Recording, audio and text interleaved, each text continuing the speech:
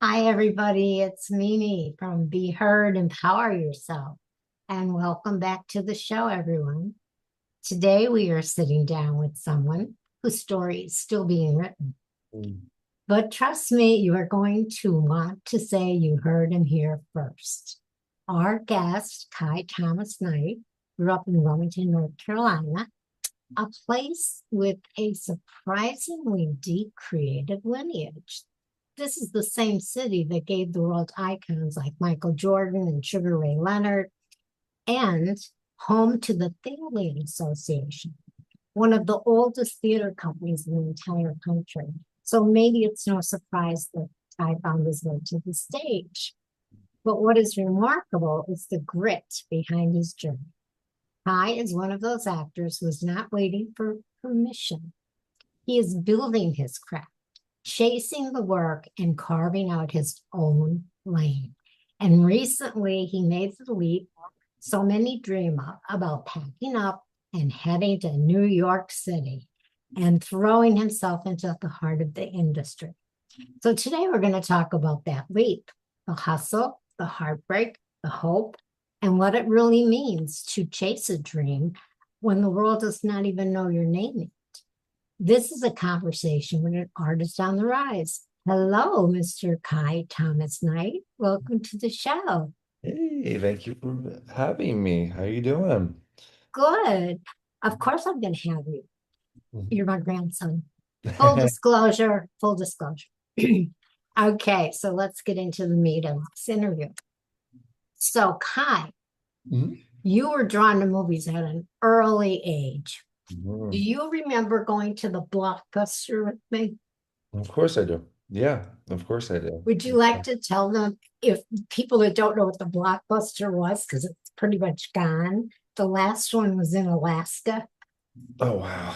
Little Yeah. trivia. Mhm. Yeah, But definitely. talk about that trip to the Blockbuster. To be honest, I was very young, so I don't remember it completely. I know what happened though. I know we were out there, and which was the one where you were like saying you have to take me to the Oscars or something like that. I was No, obsessed with. you said it. I You said you said, Nana, when I win an Oscar, I'm taking you. it. I remember that. Yeah, Yeah. yeah. But so you were really young. And we had a connection because I'm a movie buff.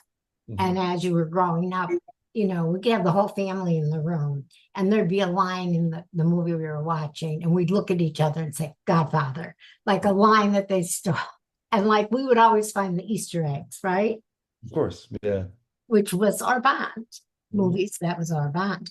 So, what first drew you to acting? And when did you realize it was more than a hobby? Probably when I was like in middle school, or no, it was a little younger. I think we were doing a little small production in like elementary school in third grade of Series of Unfortunate Events, and I remember like doing that, getting Yeah. one of the leads. I think they just handed it out randomly, and I did it. And I just remember liking being on stage, and that was kind of it. And then didn't do it for a little while, kind of just played sports a little bit, and then got back into it around high school, end of middle school, and kind of have been fell in love with it ever since, Yeah. just And doing. how do you think growing up in Wilmington and working in Wilmington shaped your early career and your understanding of the industry? Um, Very interesting because I worked both in film a little bit and I worked both in theater, so both industries that are there. How would it help me understand the industry? I don't know, because when you're growing up in theater and you grow up in such a tight-knit community like that, I think the main thing that you learn is that it's about more connections. Talent is very much needed and it's very much should be developed. Work ethic is huge. That's a big thing, being early. Having a good reputation is probably more beneficial than being the most talented person in the room or trying to get the most attention in the room. I would say those are the two big things I learned while working in film and theater in Wilmington. There's a lot of things because it's so small. Um, you can it's I wouldn't say it's easier to get into because you can Mhm. we'll get into that later how like the scene in New York, I feel like there's just so much more opportunity here. Mhm. Um, but you get humble because there's only so many parts you can get and there's only so many productions of anything there Yeah. in my hometown of Wilmington that you kind of grow a bit of a thicker skin because there's only so many opportunities and you kind of have to be creative in that way. Well, you were involved with the Valiant Theater, right? Did you do Oh, something with them? yeah, well, I did. I was multiple productions with them. I was in plenty of musicals in the ensemble. But my start where I started to get leads, I feel like Thalian, they prioritize the leads for like kids who are kind of have more of a legacy. Like, let's say they started when they were 4 and like kind of worked their way up a little bit. Um, and so it wasn't until I got to other theater companies that I started to get leads. So it would be Theater Now was a huge stepping stone for me because my acting mentor at the time, Zach Hanner, he got me into that. And so I was kind of like his protege growing up. And so that Yeah, was getting I want leads. to talk about that. Yeah, yeah, yeah. Now, is that the guy that had you in that play, Killer Diller? Yeah, yeah, yeah. My first big lead. Yeah. That was your first lead, Mhm. and your grandparents made the trip from Florida. Of course. And what's his name again? Zach Zach Hanner. Hanner Mhm. treated us like royalty. Yeah, He good. gave us, it was like a dinner theater type place, and he gave us the best seats. And he introduced us from the audience. Yeah, definitely. It was a good time too. It That was, was uh, great. And you played Wesley Benfield, I I, believe, the yeah, yeah. character, prime candidate for what was called in the play Project Promise.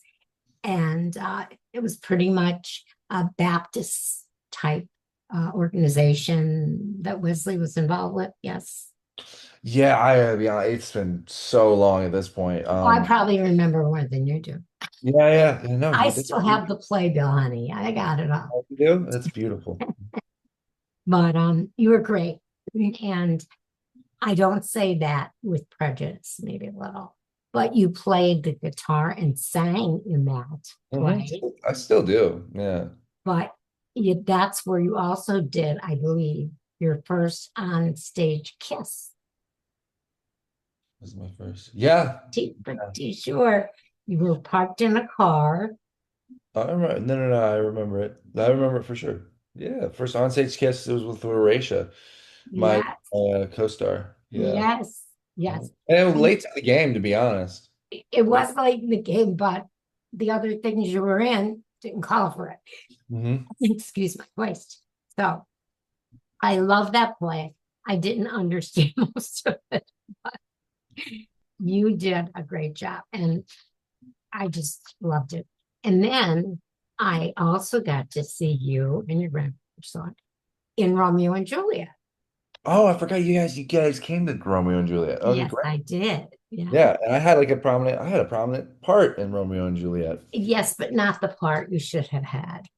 Romeo, no, it wasn't Romeo. I was Paris. I was Paris. I was one of Juliet's suitors. Paris. Yeah. And I sat through that whole play whispering to your mother and grandfather, he should be Romeo. Yeah. The whole play. He should be I think it Romeo. was already casted by the time uh, But I you came did on. I stellar don't job. think I auditioned for that one, if I'm remembering. I think I got a call and Oh, asked me to be in it. I yeah. felt maybe I auditioned. I don't know. It was a Well, you while. were great as Paris, and the the sword play was amazing. And like, did you have to choreograph that I before? didn't choreograph it. No, well, we did some. There was like we didn't have a lot of rehearsal for the sword Mhm. fight scenes, but we it was like the first play I had where there was like where we had to go to do sword rehearsals. So yeah, we had to do that, and that was actually That was so much fun. That was so much fun. It was. I And didn't get, I have a very short, I remember I had a very short sword fight in that play scene, but it was very fun. I loved that. I would love to do more I have fights. a picture. You do? I'll send it. It'll be on, at the show notes and stuff. I'll be putting some pictures, and the podcast is also broadcast on my YouTube channel. And Uh-huh. notice I said channel, not show, because I have my own channel and I have 200 episodes. Gotcha. Well, welcome to that. People are blown away by that. And what I'm finding in my business is that the more like podcasts you have, of course, the more you're going to get noticed, even accidentally, because there's always somebody out there looking for a platform for their product, their clients, whatever. Mhm. So when I started stop looking for people and they start coming to me, I went, oh, I think I'm getting there. Yeah. I'm getting known. And I have high standards. So if they, well, if they're going to talk about an oil company or something, I'm like, no, you're not right for my show. Like, Hmm. I don't just take anybody. They Right, have right. to have a backstory, and everybody has a backstory. Everybody doesn't admit to it. Um, and it's usually coming from heart. It could be dysfunctional family, which every family is dysfunctional, Hmm. or their own addiction or poverty or whatever. So let me ask you this. I think you already answered it. But tell us, no, you didn't answer this one. Tell us about your time at the famous Stella Adler School of Oh, Acting. yeah.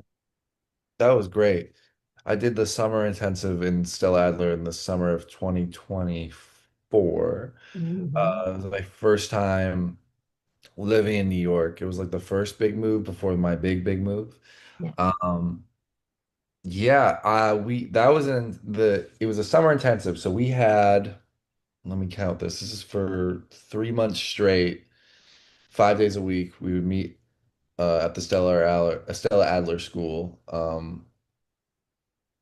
Famously like one of the building blocks of American acting and American theater as we know it. So, uh, she came from the three buildings of like with Meisner and all them. And when they broke off, Stella Adler created this other school famous for having plenty of actors, but Marlon Brando's the big one. There's like a bust of him. Well, let's went to Stella Adler because I think there's another big one. There's a ton of big ones. You'd be surprised. So Benicio del Toro, Mark Ruffalo, Oh, love them. even like if you do the list, I think Warren Beatty was in the Stella Adler at one point. Yeah. The list kind of goes on and on. Even like new players like Rachel Sennett Yeah. went. I think Maya Hawke did some stuff there as well. So there's So all did you it's learn a lot there? Did you Oh learn? my God, yeah. You know what's the funniest thing is you think you would learn like techniques and sometimes you do. But the main thing I just learned is like learn your lines. Where it's like just learn your it sounds stupid. No, it sounds very simple, but it's one of those things where it's just it's not just learning your lines, it's learning the context of the play. Um you get a chance to play a part. So especially if you're doing a play, read the whole play because you want to read the context of whatever you're reading, even if you're doing just a scene study and you're doing the scene, read the whole play because I'm in a scene study right now where the performance changes dramatically and we know where you've come from as a character and where you're going. Yeah. Um, and that's the biggest thing I took from that. And they say also instead of there's a lot of each teacher I feel like had their own style of acting. Yeah. And it wasn't intensive. We were taking like what was it like 8 classes the week. So each day, so 5 days a week would have a minimum of 2 classes. Mm-hmm. And I think the heaviest day would have 4 classes in one day, and we'd be there from 9 to 5 or 6. And we always, by the time the finals came around, we had like 6 monologues we had to remember, and we had scenes that we had to remember. Hmm. There was some wild stuff we had to do. We did animal work, which was crazy, where we pretended to be an animal. That was interesting. Now, you got some regular college in before you jumped 2 feet into the acting. Yeah, I was studying psychology. Yeah. Yeah. How many years did you get or semesters or whatever? Before I switched to film, I actually was studying psychology for a year and a half to 2 years, and then I decided to just switch to film and kind of go for it. So then I studied film at the Cape Fear Community College, which is the best film program in Wilmington, because that's what Great. got me jobs. They got me jobs in Yeah. film because they're more of a hands-on film. They're more of a hands-on school. Yeah.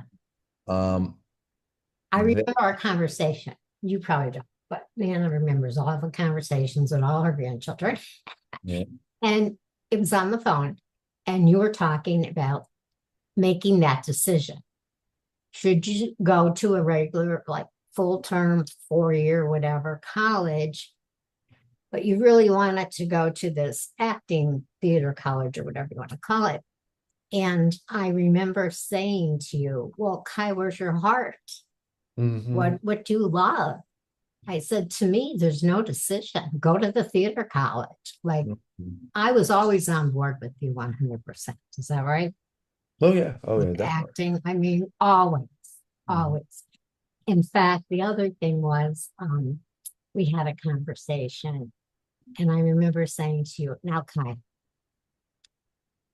look, you can't stay in Wilmington because, people don't realize Wilmington used to get a lot of film companies. Walking Dead, I believe, at one point, right? Was filmed, there was Walking Dead. Maybe briefly, but I think the big Yeah. ones were Conjuring, Iron Man 3, Um, and of but course, they did, and all of a sudden Georgia kind of stole their yeah, thing. Yeah, def yeah. definitely. That moved to a So I had said to you, Wilmington opportunities are a little dried up. You need either to move to LA or New York City. I don't know if right. you remember me saying that too, but Yeah, I think I do. Yeah. I think so. And I knew you'd pick New York City because you're more of a theater actor right now. Right now, yeah, I Yeah. think it's more accessible and it's fun. Yes. And many, many, many, many movie stars had started out as theater actors. Many, you know. Um, so you're in the right place. So I do. Yeah. how do you stay grounded in a city that moves so fast? That's a growing that you can argue that I don't. You don't stay grounded. That's a growing thing that I'm actually learning. It's so and it's really something I'm trying to figure out, but a lot of it will just be going walks in parks, trying to meditate when I can. Yeah, you're a big meditator. I know that. There used to be. I used to be. Now I've like Used to be. really fell off. Yeah. You can do 10-second meditations. And I get my 10 seconds in when I can, I'll tell you that much. Yeah, I know Uh, it sounds to people like 10 seconds, but it's the point of stopping what you're doing or thinking about and actually putting yourself in that quiet place. That's mhm. the hard part. It's not the 10 seconds, it's the Right. starting it. So true. So So true. true. Yeah. Okay. And you've had some acting opportunities in the big city. In the big city, yeah. Most of it from the improv theater. A lot of comedy at the moment. I can plug in. I have a showcase tomorrow at 6 p.m. Doing my scene for this playwright called Matthew Gosta, established playwright in New York, doing primarily more intimate settings, um, smaller theaters like that, Mhm. more like off Broadway stuff. I also have a improv show that I'm a part of the next night around 8 o'clock at Otter Shrunken Head. Yeah. And I will be performing stand up in, let me look this up. Stand April. up, Oh yeah, like comedy stand up. of course. You're I a comedian. Yeah, I'll be doing. I'm I doing. I never saw you as now I'm a stand-up comedian. Everything that comes out of my mouth. Quick story. I Mhm. was helping this homeless girl, and she told my friend, I really like Beanie. There's only one thing I don't like about her. She makes a joke out of everything. Mm. And now I have helped her find a job and a place to live. Oh, And anytime she's in my company, she can't stop laughing. oh, beautiful. I think that's such irony, you know. This. So Poppy's hard to make, but everybody else is. Mhm. So Oh, when one quick. I'm oh performing yeah, stand-up yeah. comedy. I'm performing stand-up comedy April 25th at the Fear City Comedy Club, opening Oh, for Terry Granaham. So oh Terry, yes. She I think she's a podcast now too. yeah, yeah, yeah, Yeah, yeah. yeah. That's it. Terry was on this podcast. So she will. Was she really? Yes, but she was on when she was into the bells and the Reiki and all that stuff because she does that too. So I had her on for that and it was great. So I just sent her a message saying, okay, you have a podcast, let's talk, you know. So yeah, we have a family of inspiration people that are going for it. Your cousin Nick, you got a scholarship to Wagner, which I think is very close to you, Oh, great. Wagner College. You know where it is? Nicholas Wagner. Staten I'm in the Island. area, so we'll be. It's on Staten Island. Oh, is it that close? He's It's a probably. ferry ride away. Wow. So you better hook up We'll meet up. because, yeah, he got a scholarship Oh, brilliant. and he wanted an A1, D1, whatever you call them, school, and it is. And the local news did a big story on him. He's been on my podcast. He's getting out there too. I said, if we don't end up with someone famous in this family, we got actors and writers and comedians, we got it all. Hmm. Baseball players. Yeah. Um, so back to you.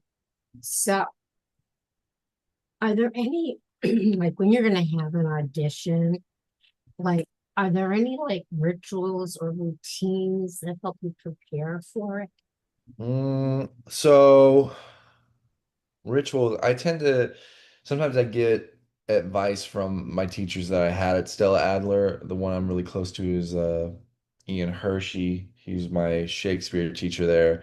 I just ask him to go over the script and then we go over decisions on what we're gonna make during the audition, but I mainly just try to have the script memorized. I have an idea of the physicality that I want to um, convey.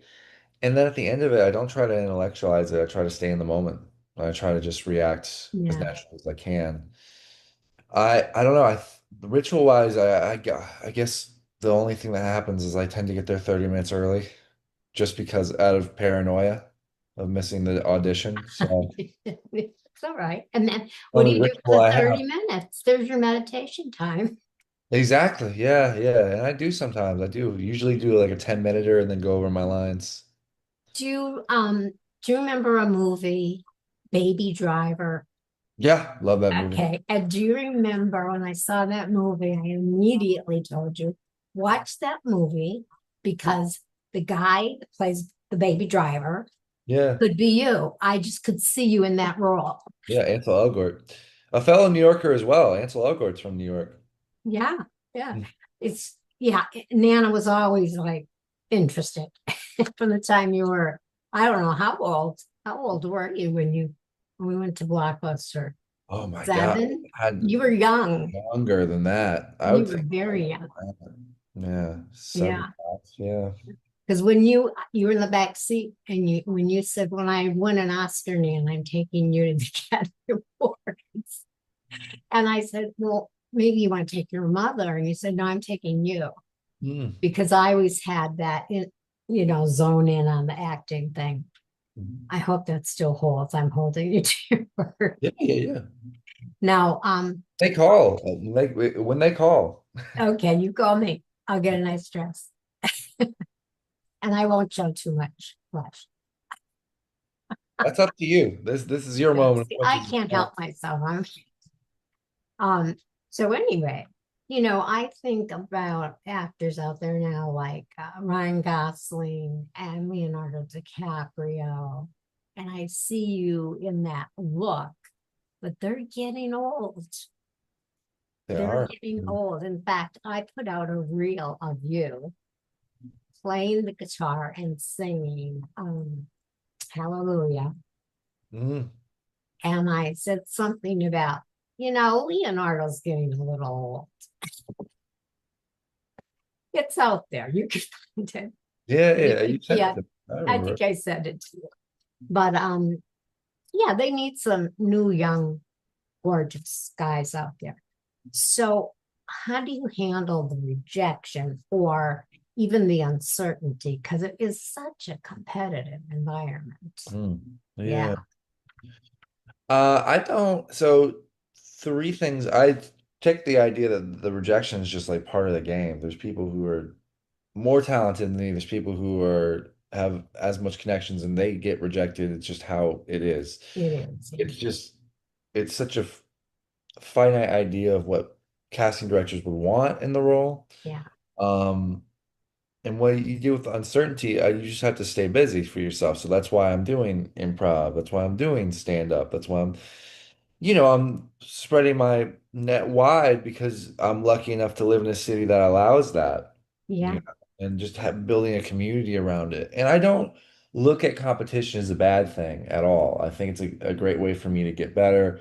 But I also don't look at people who I would be competing with as like someone who's like my enemy. I want if I meet someone and I feel like they're better at acting or they're better at doing some sort of performance style than me, I talk to them because I want to know what they do. I want to know what's their routine. Your How, comrades, your comrades. yeah. Yes, that's how I hear that.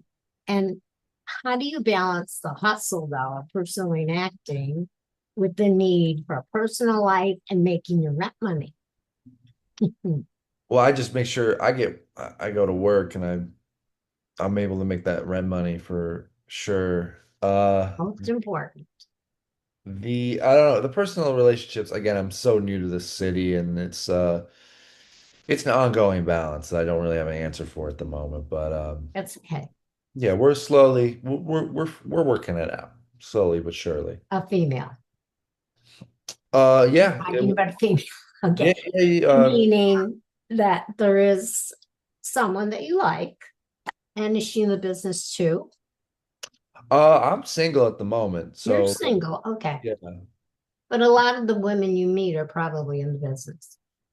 I sometimes they're just they do their own thing. The great thing about New York is not everyone's in the business. It's different from LA. So it's just Yeah. like you can meet people who are great painters, who are really just into who want to run a restaurant. Yeah. It's a different type of mentality where you Yeah. have so many different avenues that you can kind of jump into in the city. Yeah. Yeah. Yeah, it's all high performing and all high quality, and it's people trying to be the best at that, you know. Exactly. And how has the city changed the way that you see yourself as an artist? Oh, what a good question. I usually have one good question in each interview. I think it's just to see it as like we look at this pursuit as something to gain celebrity, and I think the more I kind of have met actors who are able to work in theater and do a lot of working television and all those avenues and to be able to travel with it to places such as like London and even great regional theater within Jersey and throughout the Northeast and the Southeast. Is to look at it like any other industry where you're trying to build a career and you're trying to build a longevity and a community rather than trying to achieve celebrity. Mhm. So that was more, that's more where it went. Like I think that's the goal, is just to get better at the craft, to form a community. Those are like the big changing points, the big Yeah, I can understand that with knowing you. Um, so who are some maybe actors or directors or writers that you'd like to collaborate with? plenty. Darren Aronofsky. I would like to do stuff with Andrea Arnold, Lynn Ramsey. They both had movies come out this year. Are they directors? Yeah, they're directors. So I'm not in the biz. Yeah. Yeah, Lynn Ramsey directed What Do We Need to Talk About? We Need to Talk About Kevin. She just um had a movie come out with Jennifer Lawrence, and it was very good. Oh, oh, I mean, it's a long list. Actors that I look up to right now, I love Andrew Scott. He played a big part. He played the hot priest in Fleabag. He's oh, I an remember that show. Yeah. amazing actor. Um, I like people. I just saw Ryan Gosling in Hail Mary, and I thought that Project Hail Mary. I thought he was amazing. I Yeah. love the trajectory of his career, where he went from like a heartthrob, Hmm. the action star role, and now he's doing comedy, and just like the range that he can play is. I know. I think he's astounding, and in some ways, like still underrated. I love Robert Pattinson and the turn he's made since. Yeah, because in the beginning with Twilight, was it Twilight? Yeah, let's Yeah. play. Totally different persona than he has now, I think. No, now he's doing Prestige. And what's funny, I have a good story for you. One of the big directors that I would like to work with now are the Safdie brothers. So there's Benny and Josh Safdie. They got big playing, kind of being in the big players in the turning point of Robert Pattinson's career, where he did Good Time, which is like one of my favorite movies. And they just kind of split off. Instead of collaborating, they did their own thing. And then Josh just did Marty Supreme with Timothy Chalamet, and Benny did The Smashing Machine with The Rock, both kind of like these prestige type of movies. And what's funny, I was walking in Central Park, and there's this rock that I usually sit by, and this was where I was working with my other job, and Benny Safdie was just sitting there, and I was able to talk to him. So. Oh, that's the difference right there. Mhm. Being in New York and Yeah. never knowing who you're going to run into. I as you know, I wrote 4 books, but the first book that I wrote, um, you are going to be in it when it's finally a movie. Mhm. It's called Raised by Wolves, Trapped by Demons, which I gave you a copy. Mhm. It's okay. What happened? I don't know if you read any of it, but it's Yes, I did. You it's sent us a whole chapter through text. I've read the whole first chapter. I've read chapter 5. Yeah, you gave me a little book notes of like the best chapters to read. Yeah, yeah, I've read it. what you think? That's good. That's Could good. it be a movie? It could. It Because could. there's gangsters in it and all kinds of stuff. So here's the deal, and this is like sort of related to your acting and writing. Between is I need a script in Hmm. order to get any attention. Yeah, yeah. I actually network with a producer in Hollywood that has the book, but she has no time to read it. Mm, So I'm spending time trying to find someone that can turn the book into a screenplay. mm, And once I do that, so, and I'm 77 years old. mhm. So age means nothing if you are creative. I think I said that in a good way. It's a beautiful way to put it. Well, some people think, you get to a certain age, why are you doing anything like that? Because I love it. I love this, what I'm doing now, talking to you. I talk to people all over the world. I love it. And I'm a talker, right? You who knows me best. Mhm. So And you will have a partner movie, of course. So, when you imagine success for yourself, what does that look like?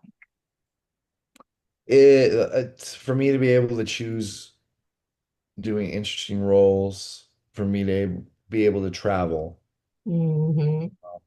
and for me to be able to give back to the community in some way. So those are the three Those hallmarkers. things hit me thinking about different actors. And one of the biggest perks, which a lot of them will admit, is when they're filming in different countries that they probably never would have gone to. So that's a perk of being an actor. Also, the giving back.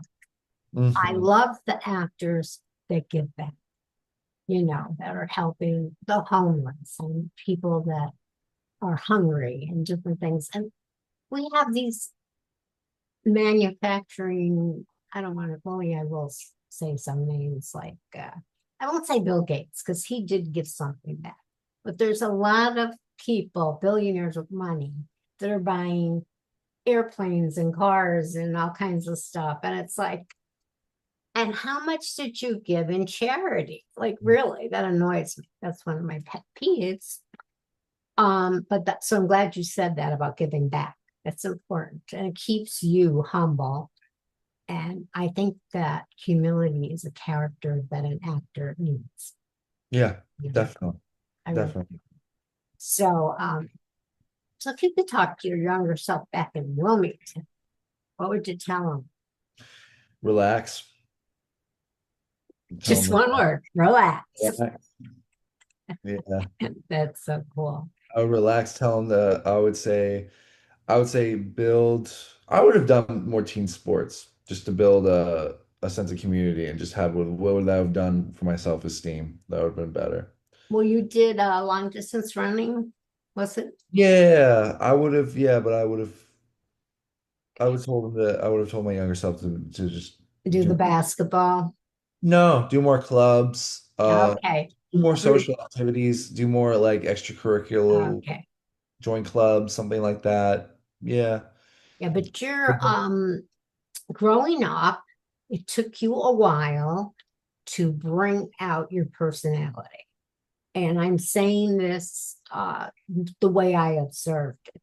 So as you matured, you got less shy. Like, um, if I had all the grandchildren at the house, you're not the one I expected to be a bully or do anything really bad. You'd be in there watching TV quietly until, and his name shall remain unsaid. Another cousin would come and bully you. But Well, I get yeah, bigger, so yeah, that stopped that. he was bigger. Yeah, he was a year older and he was taller. Yeah, and his personality has changed too. Yeah. It's amazing because he has done a total turnaround now. So yeah, you had to develop your own personality, and so you've definitely changed.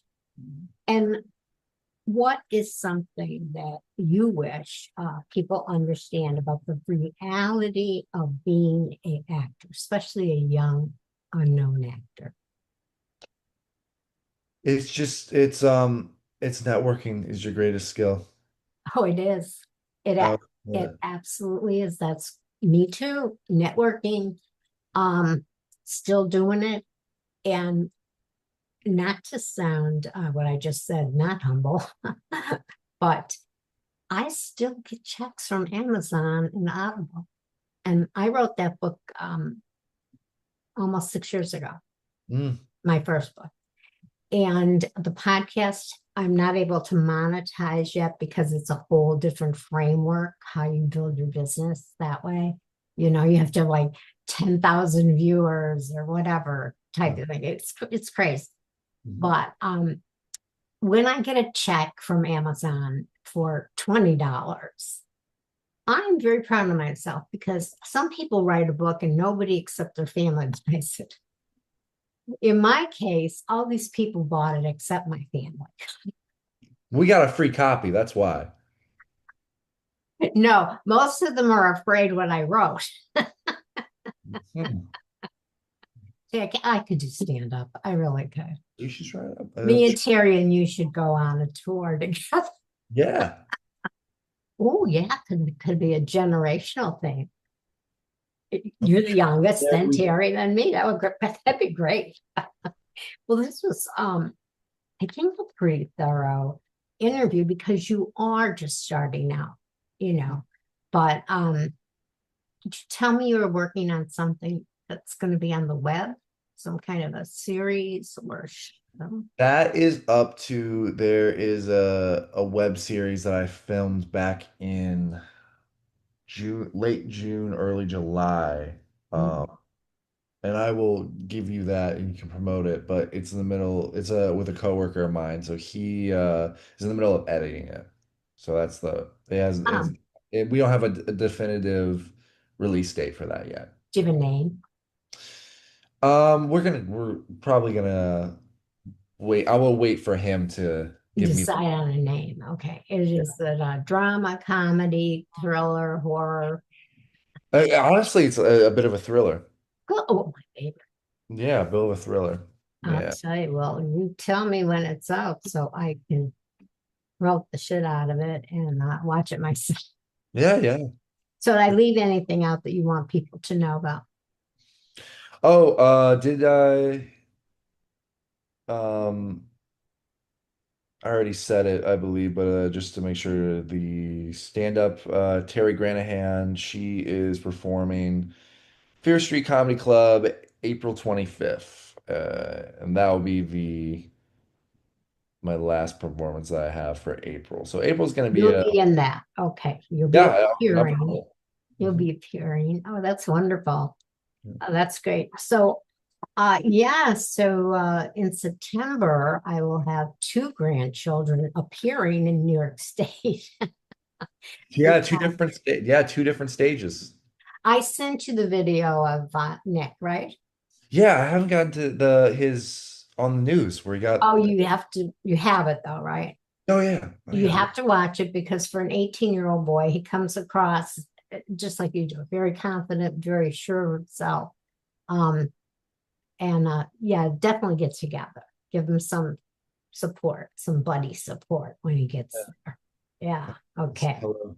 Well, this has been great, and we'll have to do another when you get some more work that you want to Yeah, talk about we'll talk. or advice for other people. I loved having you, and that is where we will leave it today. Kai Thomas Knight, which is his real name, and which I believe he should not change. No, I'm not changing. No, because that is the perfect, what a name for an actor. You do not need any silly name they offer you. Right, of course. Yeah. Hi, Thomas Knight. It rolls off the tongue. So, my young actor from Wilmington, North Carolina, standing on the edge of possibility in New York City, Mhm. and your story is raw and unfinished and full of fire. And if you felt that spark, my listeners, keep watching because every great name starts as an unknown until it does not. Mhm. So, thanks for sharing your story, Kai. Oh, thank you very much. Thank you for having me. Oh, I loved it. So, of course I did. All right. So, until next time, my viewers, stay hungry, stay bold, and keep chasing the story only you can tell.